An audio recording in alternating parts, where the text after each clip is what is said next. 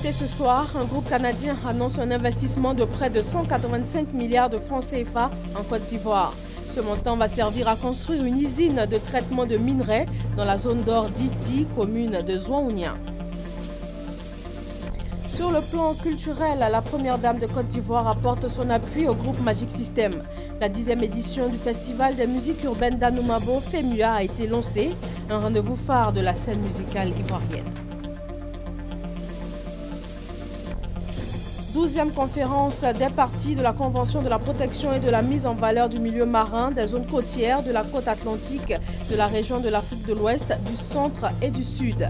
Sujet principal, la gestion intégrée des océans en Afrique.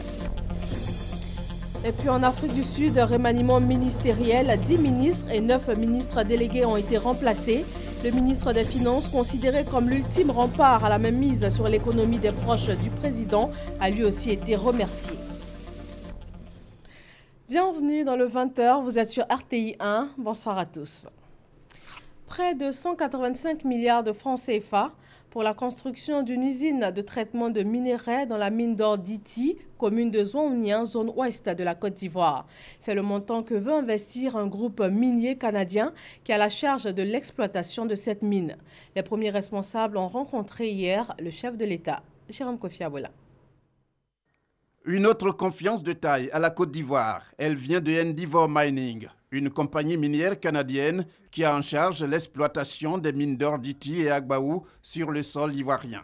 C'est une délégation de ce groupe qui a échangé ce jeudi avec le président de la République, Alassane Ouattara. Délégation conduite par Tony Blair. L'ancien Premier ministre de la Grande-Bretagne dit croire en l'avenir de la Côte d'Ivoire avec à sa tête le président de la République, Alassane Ouattara. C'est ma première fois en Côte d'Ivoire. Je vous félicite de tout ce que vous avez accompli ici. Je crois que l'avenir pour la Côte d'Ivoire, c'est un avenir d'opportunité, malgré tous les défis. Et partout dans le monde, il y a des défis pour les pays, mais je crois qu'on a atteint un niveau de croissance ici que c'est vraiment extraordinaire. Et je suis très content d'être ici pour la première fois avec vous et bonne chance pour tout ce que vous faites dans l'avenir.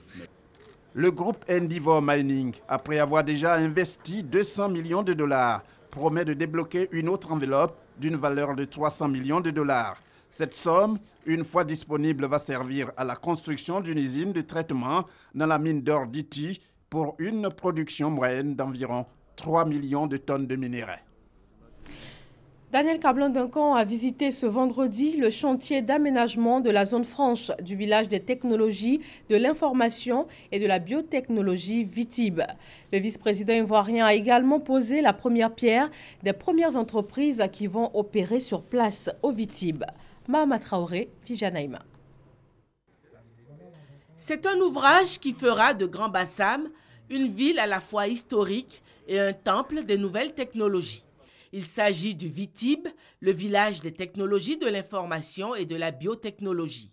Un espace de 622 hectares de terrain réservé à des entreprises qui seront exemptées de taxes douanières. J'ai l'habitude de dire que Bassam sera la première ville numérique de la Côte d'Ivoire. Et véritablement, donc, cette vision est en train de prendre forme ici. On aura donc une ville avec un pied dans l'histoire, la ville historique, et puis un autre pied dans le futur avec la ville numérique et le Vitib ici en construction. En décembre 2014, Daniel Kablan-Duncan, alors Premier ministre, lançait les travaux d'aménagement de la zone franche de Grand Bassam. Ce vendredi, en sa qualité de vice-président de la République, il est venu s'imprégner de l'état d'avancement des travaux. Mieux, il a procédé à la pose de la première pierre des 2 premiers locataires de la zone franche. Il s'agit de l'usine de l'entreprise pharmaceutique indienne Pharmanova et un immeuble devant héberger des entreprises exerçant dans les TIC. Nous sommes heureux de voir 2 éléments importants se mettre en place. Il y a 2 autres entreprises qui vont s'installer juste après, à côté. Et ensuite, bon, ce bâtiment multipurpose, comme on dit en anglais, disons qu'à plusieurs destinations, qui va s'élever ici. Il s'agit d'un bon début. Vous avez vu les plans qui sont futuristes et qui donnent vraiment beaucoup donc, de perspectives à cette zone. Et rien que l'entreprise Pharmanova nous a indiqué qu'il va employer 300 personnes. Vous voyez, il y a des effets donc de synergie très très importantes. Les travaux d'aménagement de la zone franche de Grand Bassam prendront fin en décembre 2017. Ils sont cofinancés par la Banque ouest-africaine de développement à hauteur de 13 milliards de francs et par la Banque d'investissement et de développement de la CEDEAO pour 5 milliards de francs. Le rideau est tombé sur la deuxième édition de la conférence internationale sur l'émergence de l'Afrique. Le vice-président a offert un dîner aux participants. Alexis Bodraogo. Pour ce dîner gala, un air décontracté, les participants au forum sur l'émergence joignent l'utile à l'agréable sur invitation du vice-président Daniel Cablon-Duncan. La grande Chine, la surprenante et impressionnante Singapour et tous les autres pays émergents nous ont permis de nous rendre compte des efforts encore importants pour résoudre les défis qui jalonnent notre cheminement vers un avenir meilleur de l'Afrique. Il est en effet indispensable que la richesse créée sur le continent contribue efficacement à l'amélioration du bien-être des populations, à l'avènement d'une classe moyenne de plus en plus nombreuse et à la promotion de l'émergence. La conférence qui a ouvert ses portes mardi les referme aujourd'hui. Dans ses valises, des résolutions pour booster le développement du continent. Le festival de musique urbaine d'Anoumabo, FEMUA, a officiellement été lancé. La première dame, Dominique Ouattara, appuie le gouvernement, le groupe Magic System, pour la valorisation de la musique ivoirienne et en faveur de leurs actions sociales. Viviane Aïba. Parti du village de Marcory à Noumabo, le FEMUA, Festival des musiques urbaines d'Anoumabo, a fini par conquérir le monde. À l'instar des précédentes éditions, celle de 2017 sera aussi marquée par des innovations. Les concerts sont passés de 4 concerts à 7 concerts, c'est-à-dire de 4 jours à 7 jours. Il y a aussi cette délocalisation d'Adiaké. Et puis le nombre de concerts à Noumabo qui a augmenté, qui est passé de 2 à 3. Et les heures de concert qui ont été réduites, qui passent au lieu de 21h à 6h du matin, ça va maintenant passer de 21h à 2h du matin. Adiaké attend cet événement. Toute la population sera mobilisée pour que les choses se passent dans les bonnes conditions. Nous espérons seulement être à la hauteur. Preuve que le FEMUA a gagné en notoriété, la présence effective de la première dame Dominique Ouattara au lancement spectacle de cette 10e édition, prévue se tenir du 25 au 30 avril prochain. Le FEMUA 2017 a décidé de porter haut et fort le message de la sauvegarde de l'environnement. Une manière pour le groupe Magic System de promouvoir les bonnes pratiques visant à lutter contre le réchauffement climatique sur le continent. La thématique de ce FEMUA 10 est d'un grand intérêt en faisant du FEMUA 10 un FEMUA vert, un FEMUA qui favorisera la sensibilisation de nos concitoyens et qui suscitera notre engagement collectif afin de changer de comportement et d'agir en faveur de l'amélioration du climat. À l'actif du FEMUA, 10 ans après sa création, la réalisation de 4 écoles primaires pour 1200 enfants scolarisés et la création de 10 000 emplois. Un bilan satisfaisant qui vaut au FEMUA le soutien de la première dame, Dominique Ouattara. J'ai tenu à être des vôtres ce soir afin de manifester mon soutien à ce festival de musique urbaine qui fait la fierté de notre pays. Le lancement pour lequel nous sommes réunis ici est l'occasion de célébrer le succès de cette belle initiative qui donne à la Côte d'Ivoire un rayonnement international sur le plan culturel et artistique. Je félicite donc et j'encourage vivement les organisateurs de cet événement, à savoir le groupe Magic System et ses partenaires, car ils ont su créer une plateforme idéale de valorisation, d'une part de nos talentueux artistes et d'autre part de notre riche patrimoine culturel. Avec les retombées du FEMUA 10, Magic System prévoit construire une école primaire à Gagnoa et à Odiéné, en plus d'un centre de santé dans le village de Loulo, près de la frontière Côte d'Ivoire-Mali. Chacun peut changer, il faut se libérer pour 5e revue annuelle de la Banque mondiale, elle finance de nombreux projets de développement au profit de la Côte d'Ivoire. Mais le pays a enregistré cette année un faible taux de décaissement. Justine Diké. Pour l'année 2016, la Côte d'Ivoire enregistre un taux de décaissement global de 19% pour ses projets financés par la Banque mondiale.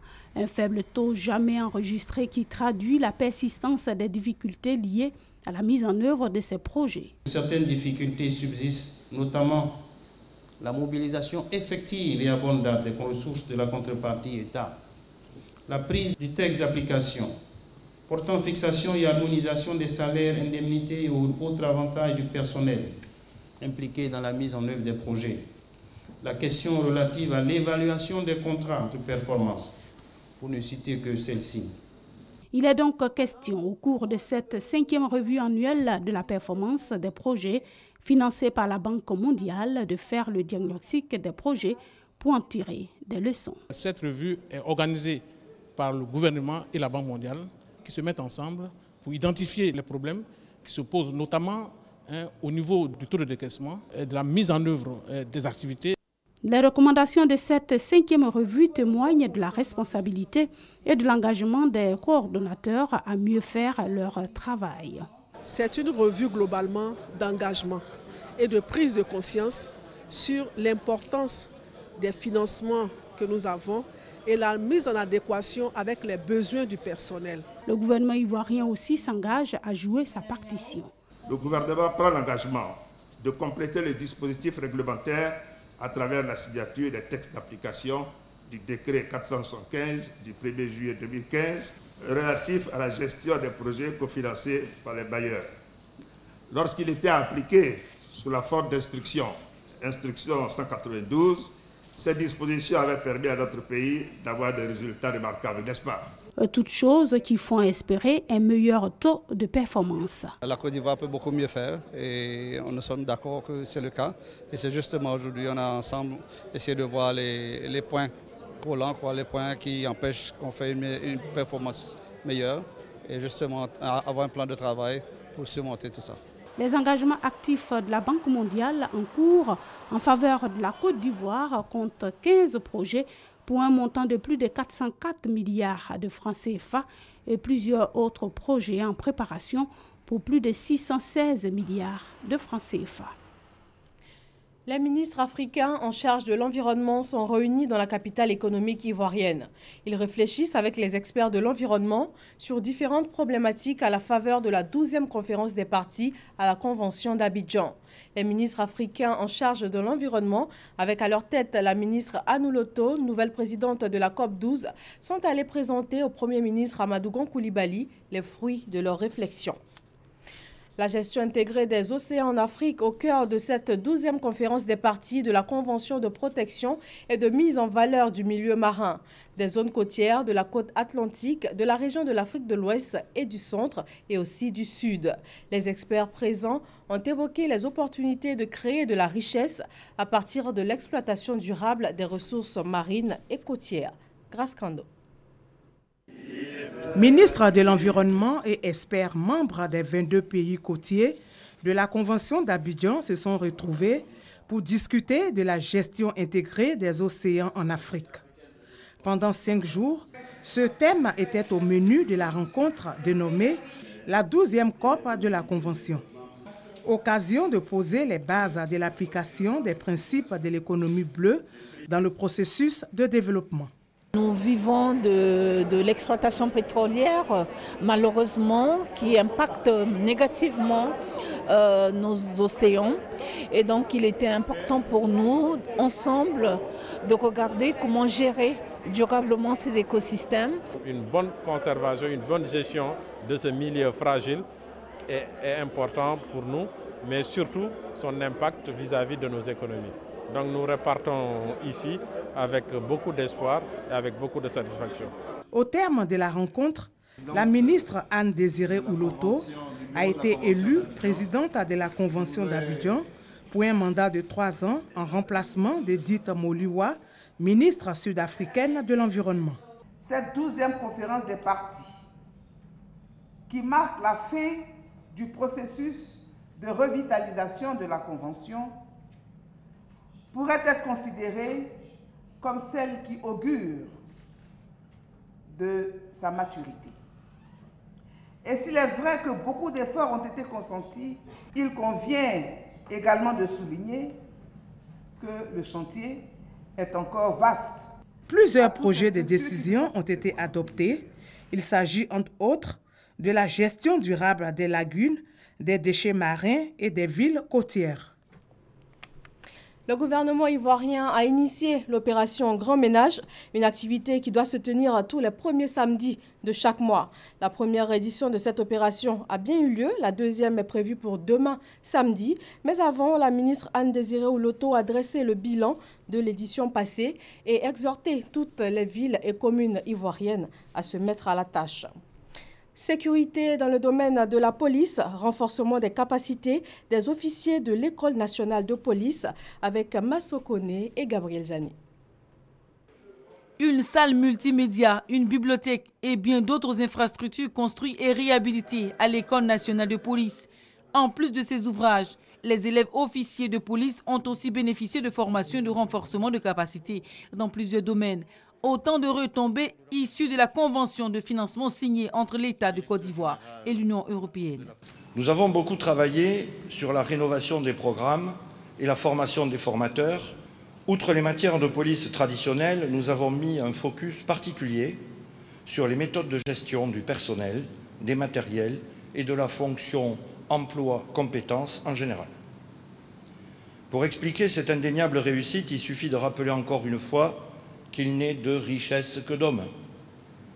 La qualité, la détermination et la constance des hommes qui ont accompagné le projet est la seule raison de son aboutissement satisfaisant. Des formations qui ont permis de renforcer les capacités des apprenants pour une police à la hauteur des attentes de la population. Cette cérémonie me réjouit parce qu'elle nous permet de façon concrète d'améliorer la capacité de nos hommes à être des policiers plus proches des populations, à être des policiers plus efficaces. Je voudrais donc demander à l'Union européenne de continuer ses efforts, à nous appuyer, à faire en sorte que la police de Côte d'Ivoire soit une police de référence.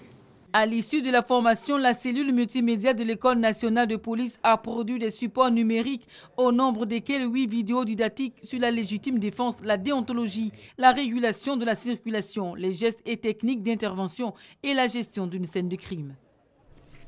Réunion du bureau politique du Rassemblement des Républicains RDR. 2 points à l'ordre du jour, l'actualité sociopolitique du pays et aussi la vie du parti. Action principale à mener, remobiliser les militants du RDR en vue de faire face aux prochains défis. Maïsako. Lors de cette première réunion du bureau politique du Rassemblement des Républicains de l'année 2017, le secrétaire général par intérim du RDR, Amadou Soumaoro, a voulu apporter des précisions sur la question de l'alternance en 2020.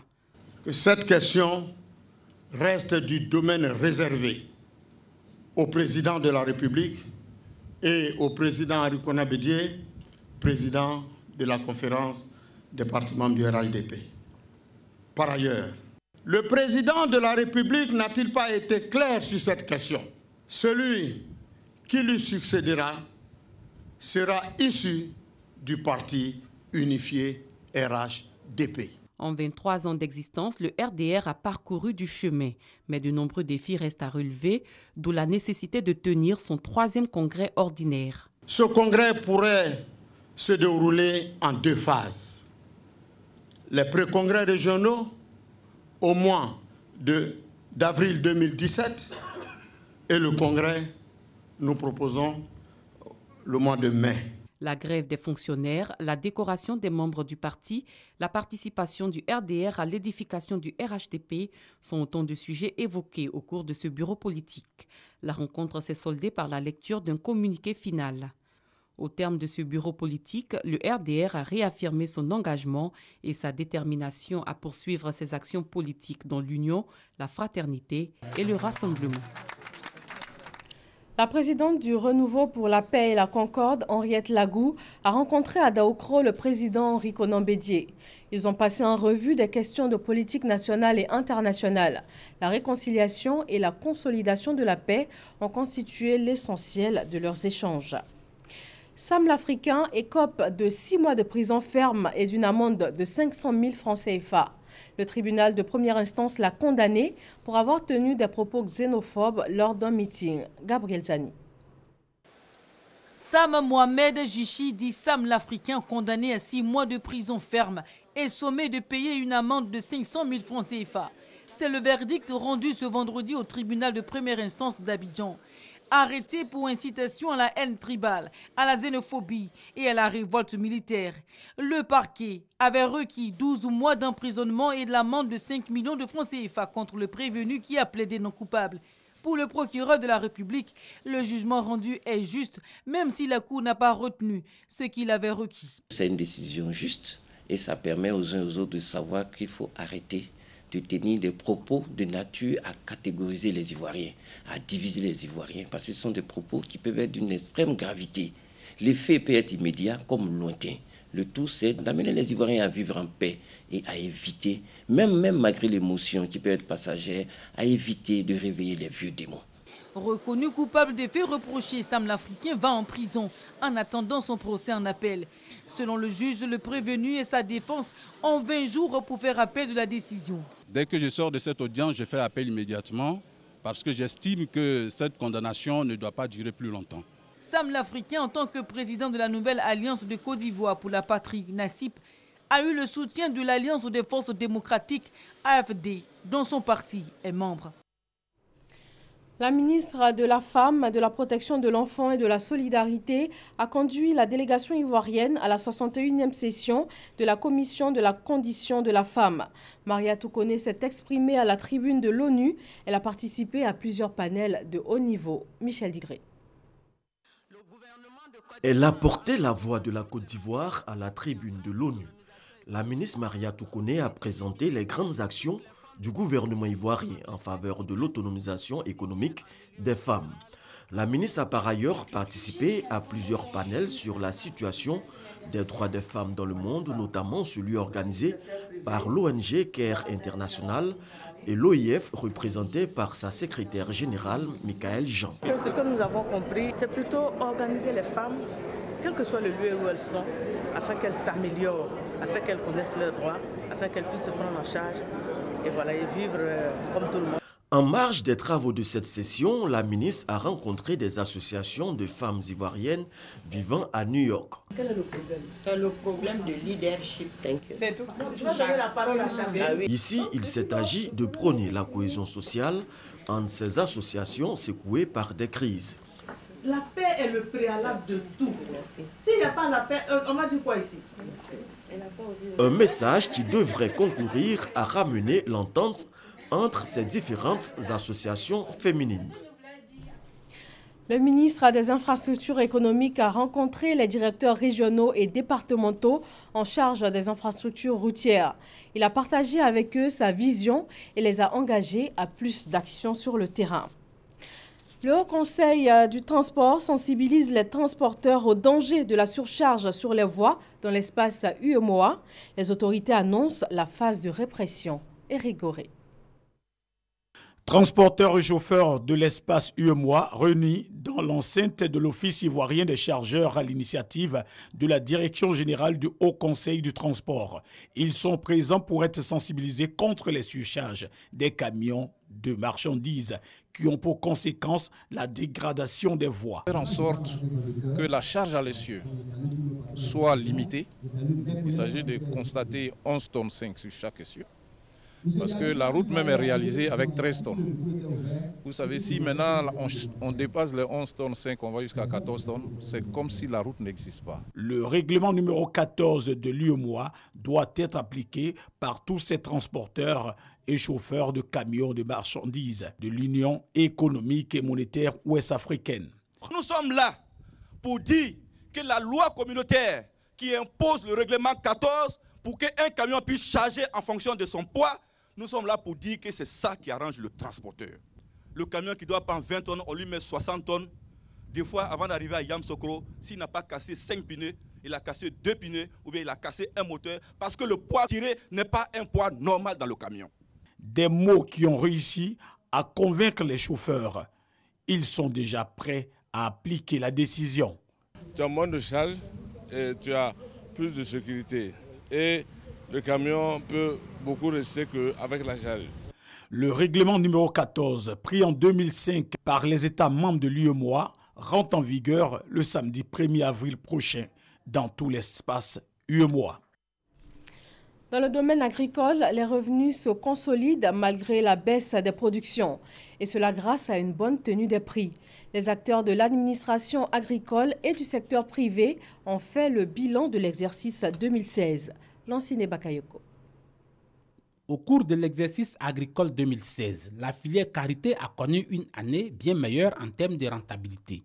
Nous avons l'acquisition de 2 chaînes complètes d'extraction de beurre de karité qui seront certifiées. C'est-à-dire qu'aujourd'hui, nous allons allègrement vers le repositionnement de la Côte d'Ivoire comme pays fournisseur de beurre de karité à l'étranger. Contrairement à la filière karité, beaucoup d'autres spéculations majeures, telles le cacao, le coton et le palmier à huile, ont enregistré une relative baisse de production. En cause, les effets du changement climatique et parfois les problèmes de semences. Malgré tout, les revenus se sont consolidés. Sur les revenus générés au niveau des cultures de rente, on a une croissance de 10,8% par rapport à 2015. Pour les cultures vivrières, le revenu a également augmenté de 7,2%. Le gouvernement envisage de donner de la vigueur aussi bien à la production qu'au prix. Un challenge qui requiert l'implication et la mobilisation de tous les acteurs. En termes de perspective, consolidons les acquis, allons vers la transformation de la structure de notre économie agricole. L'un des axes majeurs du programme national du PND est la transformation de la structure de l'économie du pays. Mais cela ne peut s'opérer que s'il y a une transformation de la structure du secteur qui porte l'économie. Pour le cacao, une réunion des pays producteurs est prévue en avril à Abidjan. Objectif, trouver les mécanismes pour mieux contenir les aléas du marché. Sur ce marché, les prix ont enregistré une chute de 35% en 6 mois. La communauté économique ouest-africaine CEDEAO lance un important plan de lutte contre les mouches des fruits. Ces insectes font de gros ravages dans le secteur fruitier et particulièrement dans la filière mangue en Afrique de l'Ouest. Godefroy Kambawa, Malika Koulibaly. En Côte d'Ivoire, la production annuelle de la mangue est estimée à 100 000 tonnes. Mais cette filière, comme dans tous les pays d'Afrique, reste menacée par l'infestation des mouches de fruits. À cela s'ajoute la non-conformité avec les normes phytosanitaires. Pour faire face à cette situation, des experts du secteur venus du Burkina Faso, du Sénégal et de la Guinée se sont réunis à Abidjan. Les mouches des fruits ne sont pas les mouches ordinaires. Les mouches des fruits sont les mouches qui s'attaquent essentiellement aux fruits et légumes. La mouche apparaît en général au moment où les conditions climatiques sont favorables. C'est-à-dire au moment où la mangue commence à produire beaucoup. En ce moment-ci, ça coïncide très souvent avec l'arrivée des pluies. Et ces différentes pluies-là vont augmenter l'humidité relative. Et donc ça donne les conditions climatiques idoines pour cette mouche-là pour se développer. Initiée par la CEDEAO, cette rencontre d'Abidjan s'inscrit dans le cadre du projet de soutien du plan régional de lutte et de contrôle des mouches des fruits en Afrique. Les participants devront proposer et s'approprier les outils nécessaires pour une meilleure détection des pucuis des mouches. Des actions qui permettront d'améliorer les revenus des producteurs. Remaniement ministériel en Afrique du Sud, 10 ministres et 9 ministres délégués ont été remplacés. Le ministre des Finances, considéré comme l'ultime rempart à la mainmise sur l'économie des proches du président sud-africain, a lui aussi été remercié. En Guyane, c'est la reprise du dialogue après les excuses d'Erika Barrett, la ministre des Outre-mer. Les conditions de la confiance sont réunies selon le ministre de l'Intérieur, Mathias Fekel. Les dossiers importants peuvent maintenant être abordés, notamment dans les secteurs de la santé, de l'éducation et de la sécurité. Voilà pour l'essentiel de l'actualité du jour. Merci de nous suivre sur RTI 1 et excellente fin de soirée à tous. À demain.